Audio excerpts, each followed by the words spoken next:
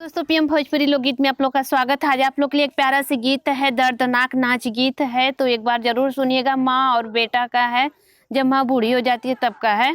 बैठल बैठल रोए बुढ़िया माही हो, बुढ़िया माही हो, कैसे दिनवा ओराई। बैठल बैठल रोए बुढ़िया माही हो, बुढ़िया माही हो, कैसे दिनवा ओराई।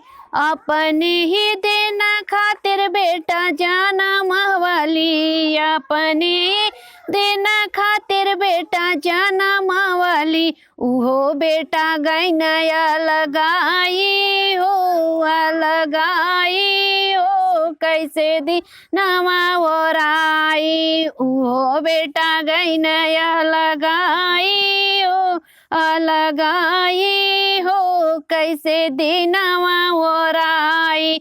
बैठल बैठल रोए बुढ़िया माई हो, बुढ़िया माई हो, कैसे दिनवा ओराई। अपने ही दिन खातिर बेटी जाना मावली, अपने ही दिन खातिर बेटी जाना मावली। उहो बेटी गई नी पराही हो, पराई हो, कैसे दी नवा ओराई। उहो बेटी गई नी पराई हो, पराई हो, कैसे दिनवा ओराई। बैठल बैठल रोए बुढ़िया माई हो, बुढ़िया माई हो, कैसे दिनवा ओराई। अपने ही दिन खातिर पोखरा खनवली, अपने ही दिन